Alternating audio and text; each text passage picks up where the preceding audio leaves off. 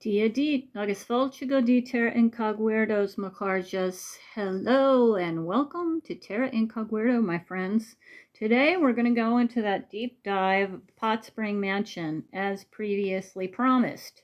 So I'm kind of going to break this into two different sections.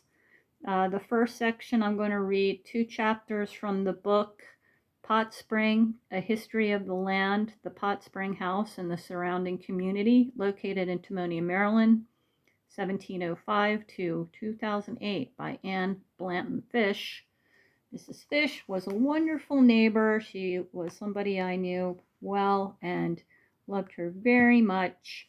And I'm going to read Chapter 8, which gives a brief historic summary of the property and the area, which I think is what we need for a historic deep dive. And then we're also going to read Chapter 18 on the owners of the Pot Spring House between 1964 and 2008. So that's kind of starting when we moved in. We moved in the late 60s, and that would be Mr. Bitner's area, which you've seen a picture of him already. I'm going to let all these photos just kind of circulate, and when I'm finished reading, I'm going to talk to you about some of these individual photos and link them up to some of the videos I've already done about ghosts at the Pot Spring Mansion. Okay, so let's start with the history. All right. Chapter 9, Names and Events. 3 generations of the Wilmot family accumulated and eventually sold to Pot Spring builder David McMeekin all of the land subsequently known as Pot Spring. The first Wilmot of whom record has been found was Robert Wilmot, whose will was registered on May 9, 1696. It reads, in part, I, Robert Wilmot of Baltimore County and Patapsco River in the province of Maryland, and mentions a well-beloved cousin, John Wilmot. This will was witnessed by Thomas Roberts, which indicates that the Robert Wilmot above was related. It has previously been described in detail how John Wilmot I purchased an initial 100 acres of Roberts Forest from Thomas Roberts' widow in 1709, expanded this to a 385-acre Rachel's Prospect by 1735, and how his 3 grandsons conveyed all of this plus other adjacent tracts to David McMeekin in 1787 and 1789. Today, little record can be found of the Wilmot family, but it is obvious that for 3 generations throughout most of the 18th century, they were an industrious and prosperous dynasty that acquired considerable property. Both the wife and one of the 3 daughters of John Wilmot I were named Rachel, accounting for the names Rachel's Prospect given to his estate in 1735 of 385 acres. It is virtually certain that he built the stone cottage adjacent to Pot Spring House between 1728, when he acquired that particular piece of land, and his death in 1748. Division of his property is given elsewhere. His wife Rachel's will was registered on June 11, 1759, leaving all of her possessions to her 5 children as described earlier. David McMeekin. According to the biography of Sarsfield Clark, whose family was intimately associated with the McMeekins, the first McMeekin to arrive in America was William McMeekin, an Irish Presbyterian who had resided in County Armagh near Newry. He was very prosperous, partially through finding a treasure of $150,000 in gold coins in a nearby ruined castle, according to Clark. Yeah, sounds unlikely, but I'll go look that one up, guys. See if I can find that. But religious unrest forced him to leave Ireland.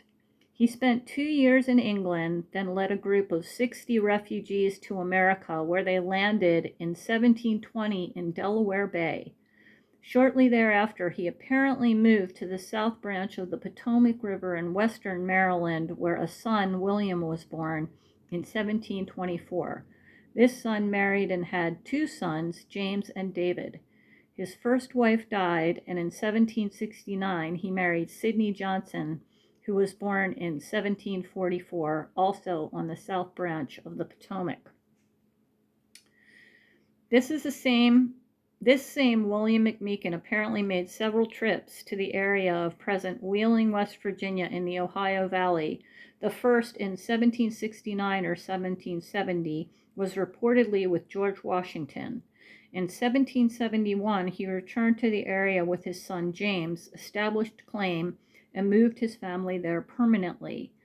The towns of McMeekin and Ben's Woods, are named after them, and the story of early McMeekin settlement is well documented in various histories of the area. William's other son, David, who was born in 1754, either did not go west with his father and brother or else returned east shortly thereafter. In any event, he was well established in Baltimore town by 1774, for in that year he was already a city commissioner and had joined a group of 60 volunteers pledged to the defense of their freedom. In 1776, he was elected to the State House of Delegates. Scharf's history of the city and county described David McMeekin as a member of the rabid and youthful Whig Club that in 1777 wanted to tar and feather newspaper publisher William Goddard for suggesting that the colonists accept Lord Howe's terms for peace. McMeekin was one of the early body of city attorneys enumerated by Scharf. Prosperity accompanied increasing political activity, for from this time until nearly 1800, David acquired vast real estate holdings, including Pot Spring, as earlier described. His patriotism is further attested by an Annapolis document dated June 16, 1780, which reads, "The General Assembly, having called on the citizens of this state to advance funds to assist their country in the present hour of distress and difficulty, we, the subscribers, members of the Senate and House of Delegates, have subscribed the sums." David McMeekin donated a generous £500. Charles Carroll subscribed for 10 hogsheads of tobacco. In the 1783 tax list of Deputy Deptford Hundred, what is now the Fells Point neighborhood, McMeekin was a taxable landowner. Brooks and Rockall's county history reports that McMeekin was elected as an anti-federalist to the state's convention to ratify the U.S. Constitution in 1788. As their position on the amendments was not clear, they were asked, "Are you determined to support and adopt the federal government as proposed by the General Convention at Philadelphia without alterations of amendments, a previous condition of adoption?" Neither replying satisfactorily, they were not elected. It is interesting to note that David owned $6,600 worth of public securities whose value could have been greatly enhanced by the adoption of the Constitution. Scharf also mentioned that McMeekin and Samuel Chase were attacked in handbills calling them enemies of the new federal government for their anti-federalist stance. McMeekin was elected to the House of Delegates at least 5 times and served in the first branch of the Baltimore City Council from the 4th Ward when Baltimore Town achieved a charter as a city in 1797. Scharf also listed McMeekin as a founder of the Charitable Marine Society in 1796. McMeekin was one of the city's many political figures to build a country house in Baltimore County, and Brooks and Rockall also mentioned his investment in the Baltimore and Yorktown Turnpike Company in 1804. The turnpike could have made his landholdings more valuable and smoothed the path to sell farm products in town. In 1786, David brought his half-brother William, then 12 years old, to Baltimore Town from the Ohio Valley and educated him as a lawyer. William became a highly respected lawyer and a judge of the Baltimore Circuit Court. In 1803, David married Margaret Carroll, but there were no children. David died on July 15, 1810, Pot Spring passing to his wife, and on her remarriage to his half-brother, William, as described earlier. William died in 1832, and when his widow Ellen sold her estate in 1835, McMeekin ownership of Pot Spring ended. Harry Gilmore and the Civil War. Just over a mile to the east of Pot Spring on the south shore of Loch Raven, the foundations of Glen Ellen lie buried in dense underbrush. Glen Ellen was one of the most interesting mansions erected in this country, and its tragic loss is typical of the fate of many of our architectural gems, so many of our architectural gems needlessly suffer.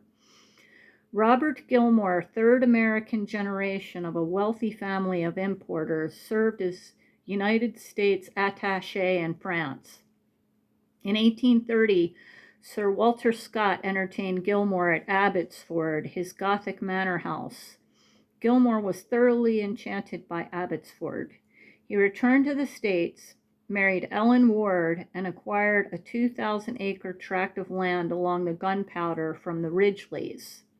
By the way, the Ridgeleys were the ones who built and owned the Hampton Mansion, which I have talked about and you will hear about probably more. In 1832, he erected a replica of Abbotsford on this tract, no doubt intending that its rival nearby Hampton. Glen Ellen's Gothic castellated towers, spires, and stained glass bay windows certainly offered contrast to the relatively sedate colonial architecture of Hampton and Pot Spring. 6 of Robert Gilmore's sons fought for the Confederacy, the best known being Harry, who was the epitome of the dashing cavalry rider.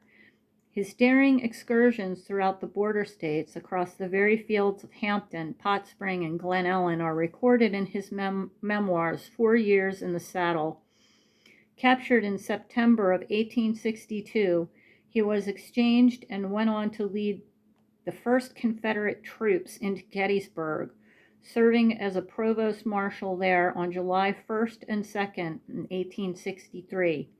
He later destroyed the railroad bridge at Harper's Ferry, Jesus, in February 1864. God, I sure have heard about that. What about you guys? And the B&O Bridge over the Gunpowder. B&O stands for Baltimore and Ohio Railway, by the way. Virtually in sight of his home in July 1864, it was Gilmore who reluctantly obeyed orders to burn Chambersburg, Pennsylvania. He was captured again in February 1865, later served as the police commissioner of Baltimore, and died in 1883. Legend has it that Gilmore hid in Pot Spring House overnight on one of his raids. Although he was in that area twice, September of 1862 and July of 1864, and describes visits to Glen Ellen and skirmishes in the immediate area, he makes no mention of Pot Spring House in 4 Years in the Saddle. The story persists, however, and is fortified by the following. In 1905, Mrs. Sidney Waters, a lifelong resident of My Lady's Manor, together with his brother William and Mr. Warfield, discovered a cache of arms hidden in the cellar rafters of Pot Spring House.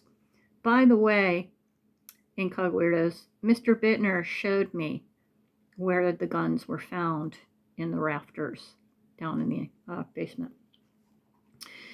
It consisted of a Sharps carbine with inscriptions on the stock, used in Baltimore riot, April 1860, and an 1812 D Guard saber, a Star pistol, and a .44 caliber single action pistol. The latter had the initial HG on the grip.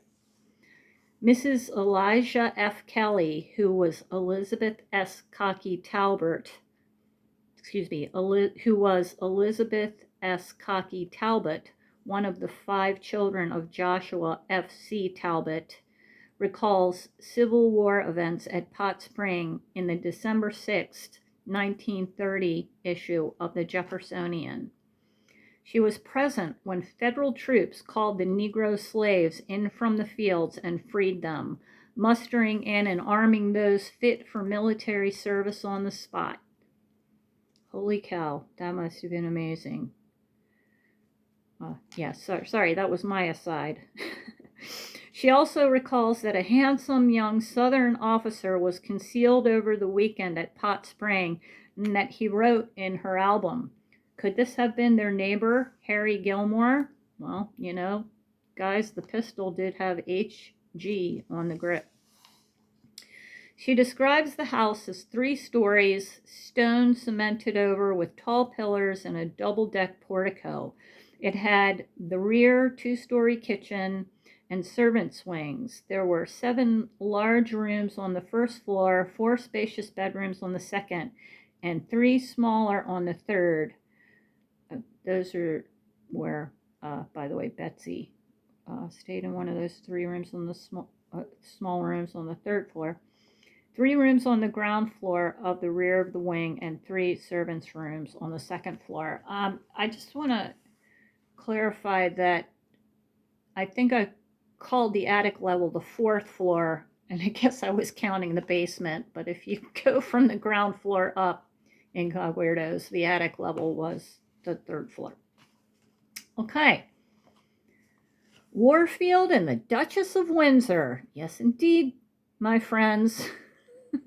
My Incogweirdos Pot Spring history goes to the Duchess of Windsor. The genealogy and biography of the leading families of the city of Baltimore informs us that Richard Emery Warfield was born at Manor Glen in 1855, and that the Warfield family was one of the oldest in the state, holding deeds as early as 1642. His father was imprisoned by a Southern sympathizer at Fort Monroe for 16 months at the outbreak of the Civil War, and in 1875 was a candidate for the mayor of Baltimore. In 1881, R.E. Warfield married Betty, daughter of Solomon Davies, a former mayor of Baltimore. She was also a great-grandniece of President Monroe.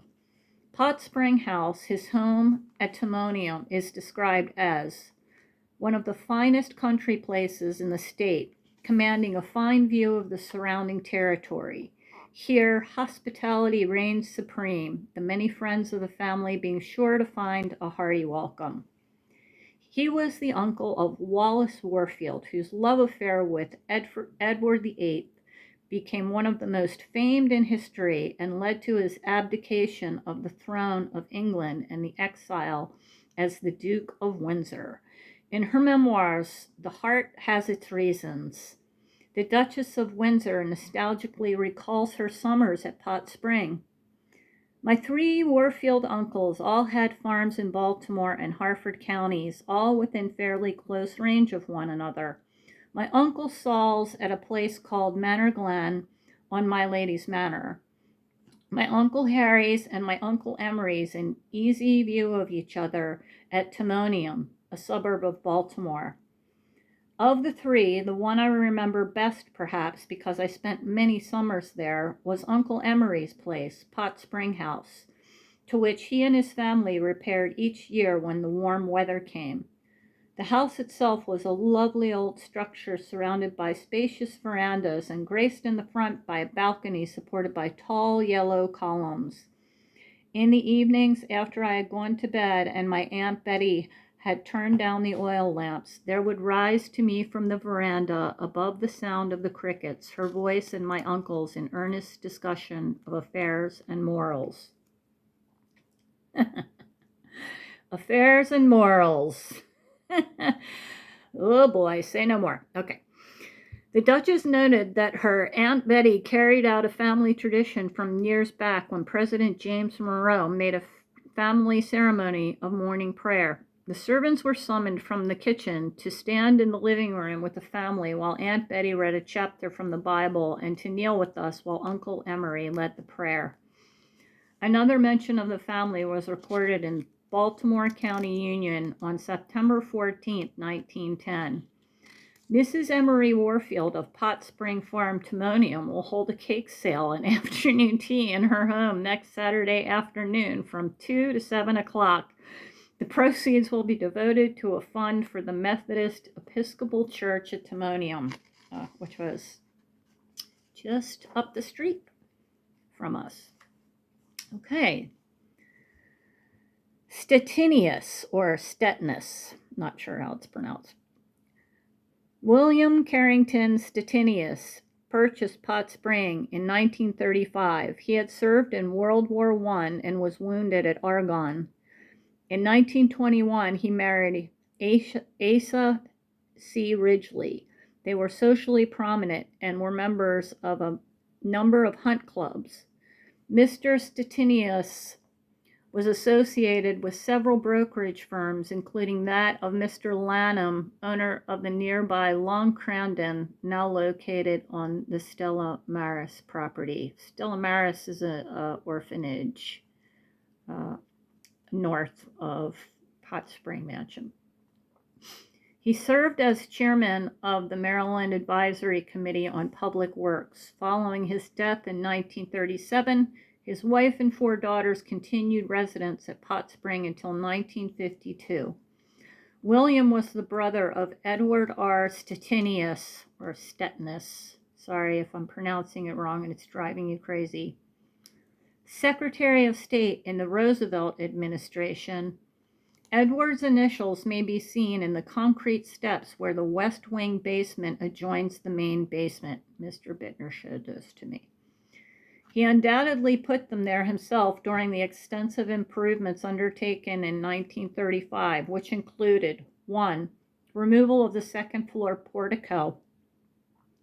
2. Formation of the side rear hall by opening the dining room on the first floor and a large bath on the second. The main stairs were then moved to this side hall from the main hall. 3. Addition of an entire side west wing, which added a dinette, a butler's pantry, kitchen, and laundry beyond the present dining room, and provided 4 baths and 2 bedrooms on the second floor. 4. The second floor front hall was converted into a large master bath, and a number of linen closets and clothes closets were installed. That is where I always saw Betsy. Number 5, a strip at the end of the master bedroom was partitioned off to provide stairs to the first floor and a large closet. 6, installation of new plumbing and septic systems and an oil-fired 3-zone hot water system. 7, addition of the Waterford crystal chandelier, which came from Governor Preston's mansion on Charles Street in Baltimore. 8, improvements to the rear wing. The original kitchen was paneled with interior shutters taken from window casements in the main wing. Mr. Bitner also showed me those. The powder room and the toilet were added.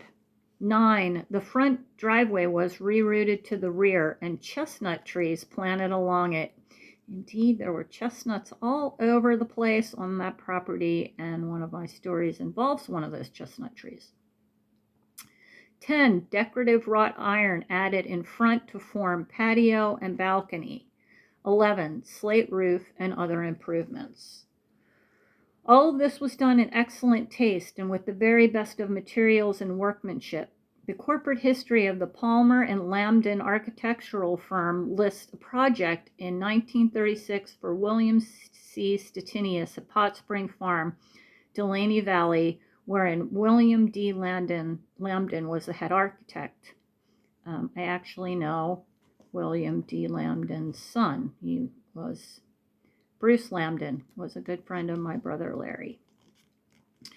Already a century and a half old at the time, Pot Springs House preservation today and for the future results from its owners. Okay, so that's the end of the history chapter, which just kind of gives you, the big bullet points in the history of Pot Spring House. There were many other families that owned it. The full title chain is literally as long as my body because I put it together myself, and I know that to be a fact. Okay, so now I'm going to read you a chapter about the owners of Pot Spring from 1964 to 2008. And the reason I want to read you guys this is because some of the things that I've told you about in my in a few of my episodes are mentioned here, and I myself, not directly, but you'll see I am mentioned in this chapter. My sister and myself are mentioned in this chapter. Okay, so this is chapter 18, Owners of Pot Spring House, 1964 to 2008. On November 11th, 1964, John D. Bitner bought the Pot Spring house and after extensive research wrote a manuscript covering the period of 1705 until 1965. That manuscript was simply titled Pot Spring 1965 and provided the basis for this book up until the year 1965. Detailed information on the land and Pot Spring house that Jack provided was the inspiration for this book. When Jack moved to Mount Gretna, he presented the author with a copy of the manuscript and asked that she continue keeping track of the owners who bought Pot Spring House and to list them in the original manuscript. While researching information for this book at the Historical Society of Baltimore County, the Historical Society of Maryland, and the Baltimore County Offices of Planning and Land Records, additional information was discovered and therefore interspersed into Jack's original manuscript. Jack's desire after purchasing the Pot Spring house was that the families living in the Pot Spring community think of the house as also belonging to their community. It was so true. Mr. Bitner made everyone feel like the mansion also belonged to them, especially as little kids. As a consequence of Jack's feelings about his home, many events were held inside and outside the Pot Spring house. He told his surrounding neighbors that they were welcome to use the pool in front anytime they wanted, and the only requirement being that parents accompany their children. One can imagine the fun the neighbors had up until Jack sold Pot Spring House in 1980. Well, I can tell you this, that pool was almost never filled in. There was almost never any water in that pool, and me and my friends would use it as a skateboard bowl. We would run around in the deep end to see who could stay up on the sides the longest. And in the wintertime, Mr. Bitner would put some water down in the deep end and let it freeze and let us ice skate there. He also let us ride our bikes and take our skateboards in there as previously told, but I never swam in that pool. There was never water in it. What a pleasure it was for the Pot Spring Federated Garden Club to use Jack's home to stage 2 of their shows. Oh, geez, I actually remember this. On December 19th, 1973, the club presented the Christmas Green Show, which entailed decorating the inside of Pot Spring House with traditional Williamsburg arrangements and the main door into the house with beautiful wreaths. The large Christmas tree placed in front of the hall was decorated with cut-out cookies and garlands of cranberry and popcorn, all made by the members of the garden club. The tree depicting the way it would have been decorated in 1825 won the Special Education Award from the Federated Garden Clubs of Maryland. Rail candles were also attached to the tree, as were the custom in colonial day. All arrangements were made by the Pot Spring Garden Club members, of which my mother was a member, by the way, and judged by officials from the Federated Garden Clubs of Maryland, with first, second, third, and honorable mentions ribbons presented.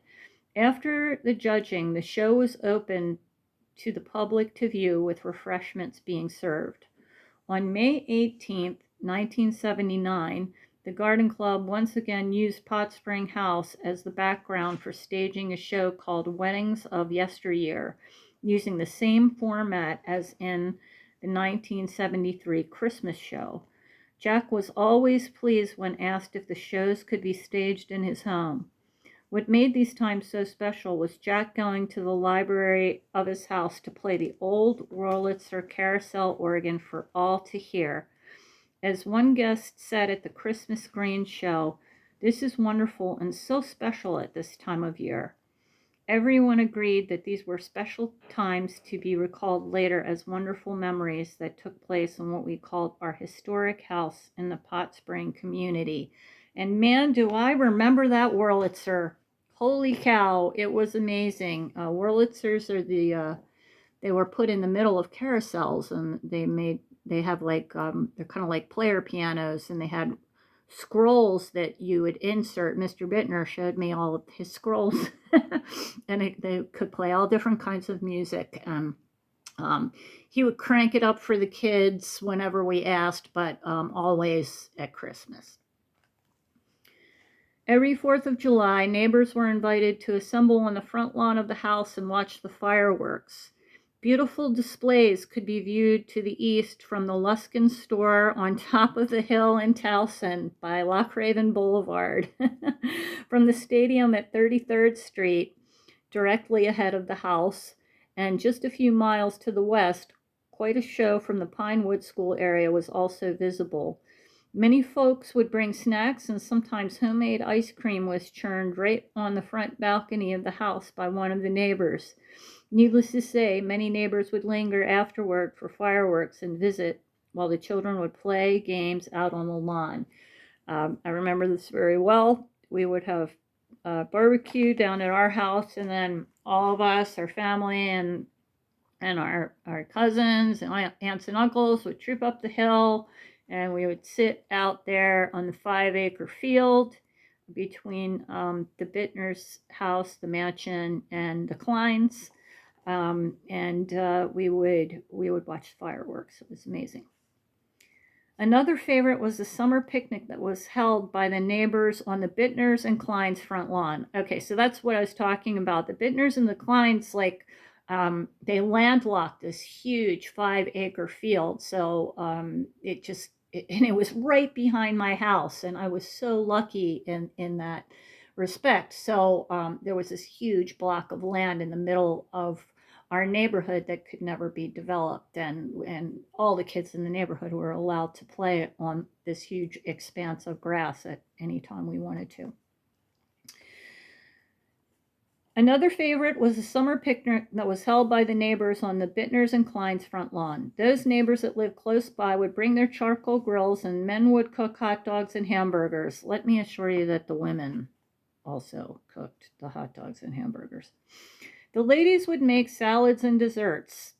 Yes, the women would also make the salads and the desserts, as well as cooking the hamburgers and hot dogs. The ladies would make salads and desserts, and a neighbor who owned a meat packing company would supply the hamburgers and hot dogs. The children would play on the vast acreage, and one year the community invited the Pot Spring Elementary School teacher, Mr. Taylor, to come and direct games, to bring his parachute to play parachute toss. That particular picnic was extraordinary. Some of the neighbors even set up a volleyball game, and badminton nets and horseshoe was a favorite among the men. Holy cow, do I remember that specific year, because I had the chicken pox and I couldn't go. So I had to sit at the very edge of my property on the edge of this huge field while everybody was having a great time, and they were throwing kids around in that parachute, and I just had to sit there like a sad sack and watch everybody because I was sick and I couldn't get anybody else sick.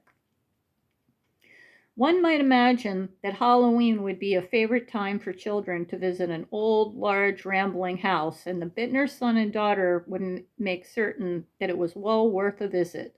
The children would walk up to the front door, knock, enter the darkened hallway, go down the stairs, and end up in a dark basement where thrills awaited. This attraction was likewise a big and scary time for all of the children in the community who ventured out on this special evening. Certain that ghosts would be seen, Mr. Bitner assured all that he hadn't seen any ghost and was sure he never would.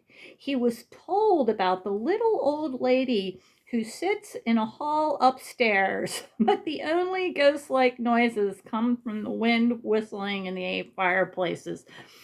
Mr. Bitner, that's exactly what he said to me when I told him about seeing Betsy on the second floor landing, except he thought I was talking about the little old lady who I had also seen on the second floor landing, but I wasn't talking about her because she never spoke to me. I was talking about Betsy, and so I was very surprised to find out in later life that Mr. Bitner did not believe in ghosts. However, he certainly believed me when I told him that I had seen something on that second floor landing. However, in 1979, one of the parents who lived near Janine and Jack decided to play the ultimate Halloween prank. The neighbor decided to dress as a ghost and made a costume out of a white sheet and found an old chain to drag along the ground. Dressed in her Halloween costume, she walked up to the door of the Pot Spring house and knocked. When Jack opened the door, the ghost walked slowly and deliberately through the hall, dragging the chain, and proceeding up the stairs to the second floor. It was only when the Halloween ghost started towards the third floor that Janine recognized their fun-loving neighbor. I have no idea who that was. On the third level of the house, Jack had a puppet set and other toys that he knew little girls would certainly enjoy. He therefore told the little girls that lived around the Pot Spring house to come over any time on a weekend and use the playroom. Sound familiar, guys? Yes, indeed. This is a setup that I gave you in episode 17, Ghosts at Pot Spring. There were quite a number of children who so looked forward to this special playroom, and both Jack's wife Janine and Jack loved having them over. The girls were members of the following families. Get ready for it. Melfa. Woo! Melfa's in the house. Me and my sister are the Melfas. Hicken, Keener, and Merriman. The little girls even put on marionette shows for their families and the Bitners. Told ya. Yeah, they were marionettes. They weren't puppets. They were full-size marionettes, and holy God, was that room creepy.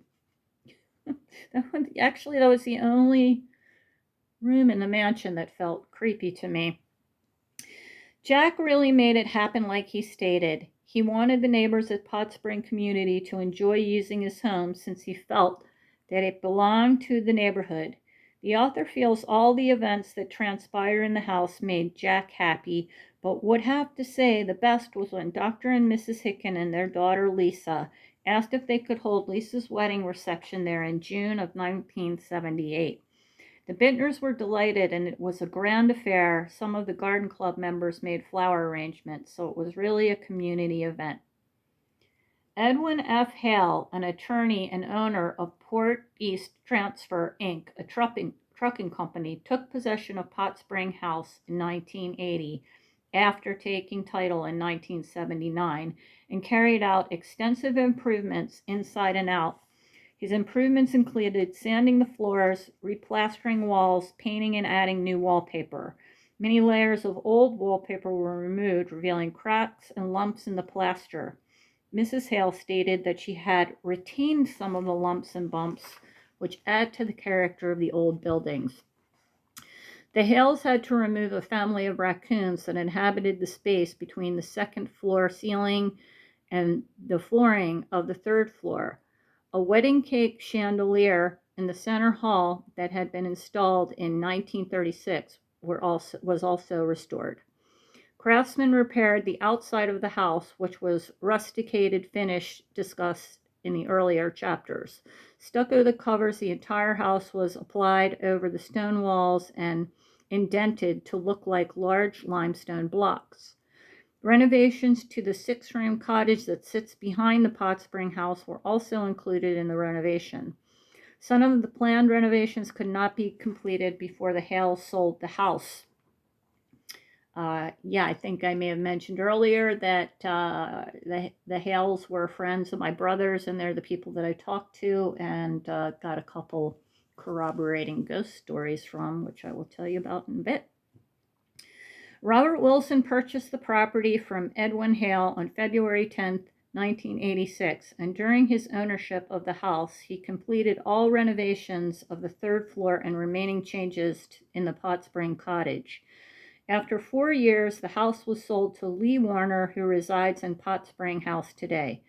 And, as far as I know, the Warners still live there. However, I haven't looked at the property records in 5 years, so they could have sold it since then. Today, among its modern neighbors, Pot Spring House still stands stately and serene. Each recent owner of this historic house had made repairs inside or outside the house, always keeping in mind that this house was built in the early 1800s. It is hoped that in the future, the level of maintenance required for a 308-year-old historic home will continue as it has for the last 3 centuries. Pot Spring House at 2207 East Lake Road is on the Baltimore County Final Landmark List. It was added to the list by County Council vote on December 15th, 2003 via County Council Bill number 116-03. Okay, so there you go. That is indeed the history portion, friends. So now, how about we talk about some of these pictures? Okay, so all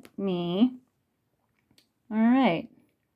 So clearly, this is the book that I was just reading from, and the only people who could have a copy of this book, it was given to people in the garden club because part of their money and part of the Maryland Historical Society money went into making it, and also I'm sure the Maryland Historical Society has copies of this book. So a copy of the book was given to every family who lives in Pot Spring, and that is how I ended up getting a copy of the book. Okay, so here is the front reveal of the house, and this is what it looked like when I lived there. So this is what it looked like after the renovations in the 1930s. Now you see I have arrows that say Old Lady in Black and Betsy's Outlook. The Old Lady in Black used to sit in a chair by this door on the second floor, and sometimes I would see Betsy there, but more often I would see her by the linen cabinets that were more towards the interior of the house on the second story landing. Okay, so this is the second floor plan of the Pot Spring house, and I've got a bunch of notations here. So you see that I've got the directional markers north at the bottom, south at the top, west on the right, east on the left. So on the south side, you see Lookout Station to Hampton Mansion in Betsy's time. If you see anything on here that says DBT, it means during Betsy's time. So that southern facade is what you just saw back here. So that's the windows where the arrows are pointing. Okay. Now, right in front of that are the linen closets, and to the right, I drew the linen closets out to describe how they sat, because that's where I often saw Betsy. And you can see on the east side, you can see where the stairs come up, and there's a star right there, and that's where I stood whenever I saw Betsy. And again, sometimes I'd see her right there at those linen closets, and sometimes those linen closets, it was like they weren't there, and I could see through all the way through, and I would see her standing by the door or standing in the doorway to one of the bedrooms looking out one of those front windows. Okay, and on the west hand side, that's the old portion. No, I apologize. That the west side is a new addition that was built in the 30s, and on the east, the northeast side is the old area. I think I have that right, but no, I think I have it backwards. Apologies, whatever, we'll get there. Okay, so this is the first floor plan, and there's a lot going on here. So let's start at the top on the south. Okay, in the southwest corner, you see an arrow that says my house, old barns and pasture. So that's where my house was in relation to the mansion. Down the hill from the mansion to my house was the old slave quarters where the field hands stayed. And in front of this south side in my time was where the swimming pool was, but prior it was the old entrance and the front entrance to get into the mansion, and it's the road that went through my property, and the stone wall that I talk about in I think it was in probably, I can't remember which episode it was that I talked about the stone wall. Probably, episode 10, First Non-Human Friends and Incogweirdo Ways. So if you want to know about how the stone wall to Pot Spring Mansion was my very first best friend, then you need to listen to that episode. So over there on the west side, it says there's a tree. It's a split-crotched oak that Diablo would lay in. That shows up in episode 17, Two More Ghosts at Pot Spring. Here's the west wing. You see the garage there, and the garage side is where I helped Mr. Bitner build the steps. So that was the new wing. And then coming in to the center main hall, off to the east side, there's a star, and it says André's post. Now, that's where André told me. André is a ghost featured in episode 19, Always André. André was a coachman, and that's kind of where he needed to station himself so he could meet people coming up the front driveway. He would go out the steps on the east side and then come around the front to the southern entrance where the entrance was when he was alive, and unhitch people's horses from their carriages and take them down to the barn, which was on my property. Okay, so on the eastern side, this is the old kitchen block where I used to run into André all the time. There's the old kitchen and the room behind the old kitchen. Now, I told you about the old kitchen, but I saw André in the old kitchen, and the story that I told you took place in the old kitchen. However, I used to see André more in the room behind the old kitchen, which would be the room on the furthest northeast side. It says always André's room. And, I think I'm going to take the moment right here to tell you about some of the corroborating ghost stories that the Hales told me. Now, again, the Hales owned the mansion between 1979 and 1986. So regarding Always André, Mr. Hale told me that his son and his son's friend were hanging out back in the old kitchen on a Saturday morning, and they heard snoring coming from the room behind, which was always André's room, okay?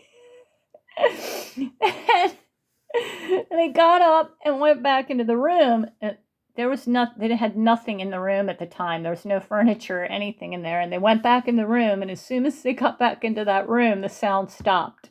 And obviously there was no one there. Okay, so that's because André was always sleeping in that room. So I have no doubt that they heard André. Okay, another André incident is they had a friend named Debbie who was staying with them, and she came in through the side door. You'll see it on, it says servants entrance, and it's on the west side of the old wing. So she came in through the kitchen door, and she heard a voice say, "Hey, Debbie," and she packed up and left. Again, I'm pretty much figuring that was André. Maybe not. Another incident from that wing is the guy who was restoring the old kitchen said he always felt watched, but said it felt happy, so he didn't mind. That definitely sounds like André to me. And if you look in the very center of the main hall, there's a star and an arrow going to the dining room. So along that wall in the main hall, like there's the dining room and the library music room. And in the main hall, there's the wall at the front of these rooms. There was a sofa there. And this does not have to do with André or Betsy. So a friend of Mr. Hale's son was sleeping off Saturday night on the sofa in the main hall. And he saw a lady with long hair come down the steps in a nightgown and go past him and into the dining room, and which would take you into the new kitchen wing. He said he said hello to her, but she didn't respond, which he thought was really weird. So he followed her into the kitchen, and no one was there. Later found out that Mrs. Hale was asleep upstairs at the time. And okay, so because that apparition came down the side stairs, you have to assume that that ghost is from after 1930s, because those stairs were in a different position prior to 1930. Yeah, so that's an interesting story. And regarding Betsy, we have some stories regarding Betsy. Let's go back to the second floor plan. Okay, so, oh, I'm sorry, no. Well, this is still about André. They had some cleaning ladies who would not go into André's area because she claimed that she felt like she was being watched all the time, and she left. She quit. Okay, so they got another cleaning lady. All right, and the other cleaning lady was up on the second floor by Betsy's linen closets, and the new cleaning lady said that she got freaked out because she was putting stuff away in one of the closets, and while she was doing it, the other closet opened, and she closed that door and put something into the other closet, and then the other closet would pop open. It would just keep happening, and it freaked her out. And because Betsy was so often seen by me opening and closing those doors and putting linens away, I feel that must have been Betsy. Let's see, anything else? Oh, well, you see in the north side, you see an arrow to the smokehouse where I used to see John hanging on a meat hook, and I do have pictures of the smokehouse. These are kind of interesting. These were right next to my property. So there was a stone wall that went up to the mansion, and right on the other side of those, there was this big conglomeration of granite boulders, and one of them had this bowl, like it was clearly it had been pounded out. And me and my friends were scoping around, and we found a bunch of arrowheads. Now, previously I had found a bunch of arrowheads in my backyard, like only, maybe less than, 100 feet from these rocks. So this is clearly some kind of hunting camp, and archaeologists kind of came and looked this site over, and they thought that maybe they used this to pound corn, but we used to call it the toilet. And we never used it as a toilet, but we played on those rocks all the time. Here is the Wurlitzer. I'm so glad that there's a photo of it to describe it to you. See the drums? Those are drums on the top, and all the horns and stuff. And that front panel, like halfway down, would open up, and that's where you would insert the scrolls for playing. And man, that thing just was bombastic and insane. I mean, it's just like nothing it was such a strange feature to have in your childhood, and it was awesome and magical. And I love Mr. Bitner for sharing it with us. Okay, I wanted to show you these pictures of the mansion. Now, the one on the bottom is showing the old portico as it used to be before it was ripped down in the 30s. So I believe that these previous pictures that are from before the 30s were taken in the 1920s. At least that's what it's noted. So the reason I wanted to show you these pictures is because the chestnut tree from Always André, episode 19, it is in these pictures. Now, the one on the bottom, I don't think that's it. I think the person taking the picture had the chestnut tree that I was talking about right behind them when they took this picture. So if you look at the picture at the top, the tree furthest to the left, it's either that one or the one right next to it. One of those trees, but I think it was the one furthest to the left, is the chestnut tree that was lightning struck where I found where André showed me the fox bones. The little cottage in the front was a servant's quarters for the maids that worked at the mansion. However, Betsy stayed on one of the rooms on the third floor. So some of the household servants stayed on what is now the attic level, and some of them stayed in the smaller cottage, which was one of the first structures built on this property by the Wilmots in the 1700s. Okay, so here is a picture of the old slave quarters.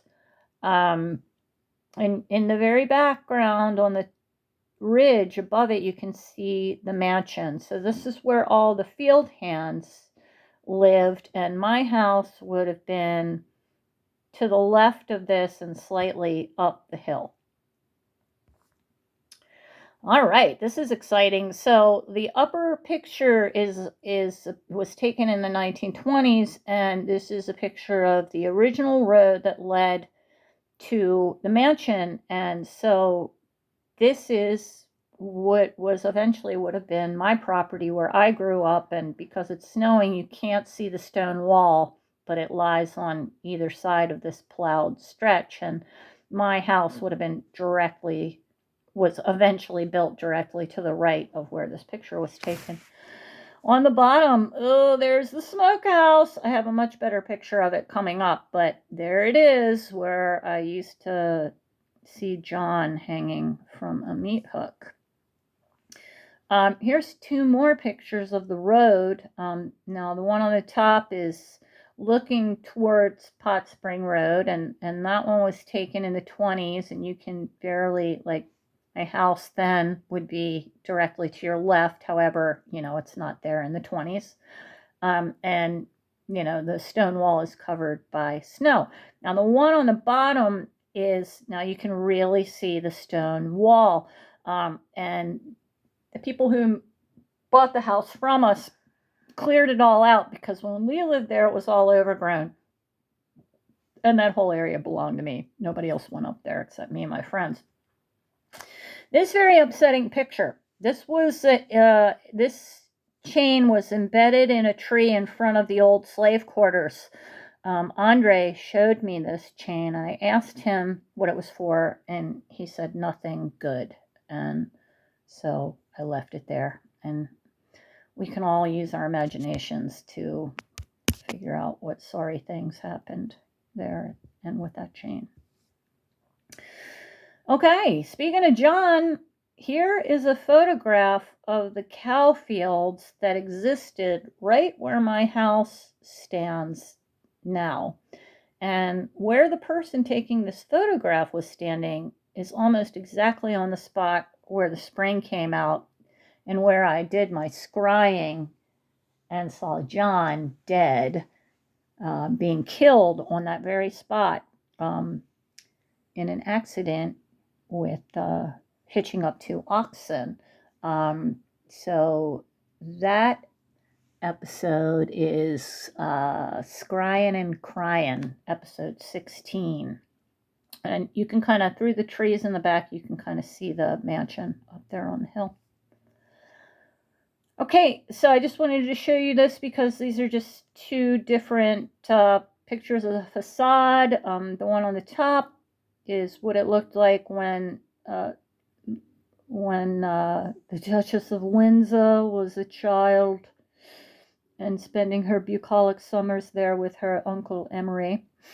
And the one below at the bottom is what it looked like when I was living there. At the very bottom of the picture, you can see the corner of the swimming pool that never had water in it. There's the stone house. Oh, the stone smokehouse. Holy crap.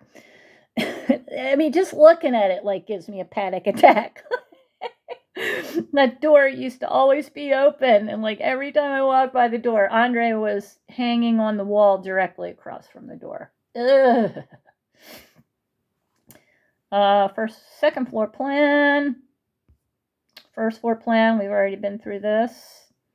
Now here's the spring house. Now the pot spring, the pot was this round, big round stone that was laid on top of the spring, and it is enclosed inside of this spring house. There is a house on this property now, and it's on the it's a southeast corner of Pot Springs and Timonium Road. It was like across the street from my neighborhood, and I didn't, when I was young and I lived there, I didn't really need to cross the street. I had so much ground to cover where I didn't have to cross the street. I hardly ever went over there. But I did peek in one time and saw the stone, the pot stone on the pot spring.